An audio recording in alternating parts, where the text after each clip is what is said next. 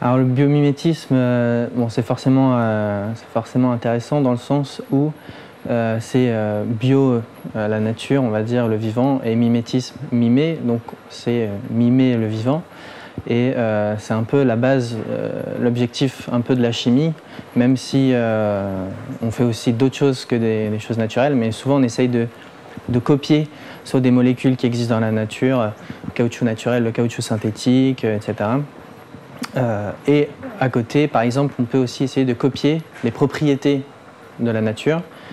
Par exemple, avec la feuille de lotus qui est imperméable, c'est-à-dire qui est très hydrophobe. Donc l'eau n'arrive pas à rester sur la feuille de lotus, elle glisse automatiquement. Et donc on se sert par exemple de la texturation de la feuille de lotus pour faire des matériaux imperméables, des vitres ou des vêtements. On avait fait pour la fête de la science l'année dernière un stand sur l'énergie bio-inspirée, c'est-à-dire les cellules de Grätzel, c'est des piles solaires qui fonctionnent en fait par le même principe que les feuilles d'un arbre. En fait, elles ont un colorant vert qui permet d'absorber la lumière, les photons. Ça donne une énergie. Elle utilise cette énergie pour faire la photosynthèse et ça produit des électrons. Donc on utilise en fait des colorants. Nous, on avait fait des colorants de framboise et ça nous permettait d'absorber des photons, la lumière, pour après envoyer des électrons dans un circuit et faire une pile comme ça.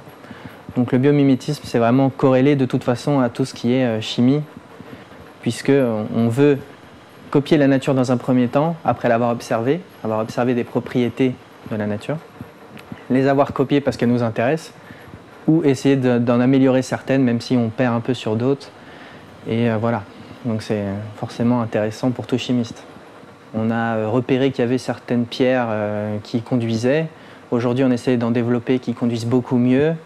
On a repéré par exemple des pierres qui, quand on les chauffait, émettaient de la lumière. Et aujourd'hui, on essaye de faire des matériaux à luminescence persistante qui utilisent les mêmes propriétés. Donc, de toute façon, la recherche actuelle, c'est beaucoup finalement de biomimétisme, d'une façon ou d'une autre. Ça peut être plus ou moins caché dans le sujet de recherche. Mais je pense que de toute façon, la recherche et donc l'avenir, entre guillemets, passe forcément par du biomimétisme à un moment donné. Un institut d'excellence sur le biomimétisme, c'est forcément une bonne chose. Il y a des propriétés qu'on peut récupérer pour des applications industrielles, par exemple le côté imperméable ou le côté énergie. Donc c'est notre, entre guillemets, nous, chercheurs, c'est notre aussi objectif que d'essayer de comprendre comment fonctionne par exemple une propriété et pouvoir après essayer de l'appliquer non seulement à une petite échelle, mais après à l'échelle industrielle. Donc le fait qu'il y ait plusieurs disciplines sur ce campus, c'est forcément un plus. Parce qu'il faut de la spécialisation, mais il faut aussi toujours de la pluridisciplinarité, où chacun peut donner un point de vue différent et donc aider.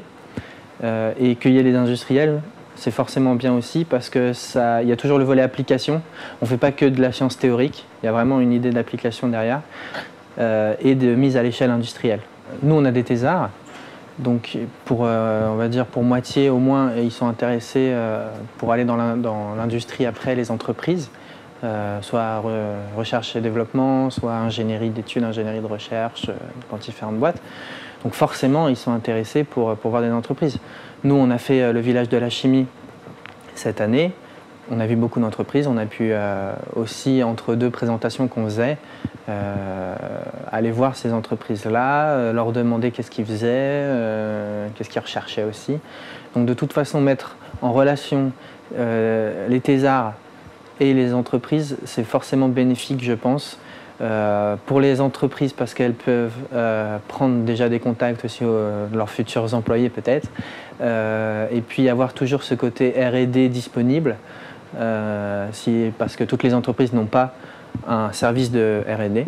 Il y a des petites entreprises ou des moyennes entreprises qui n'en ont pas forcément.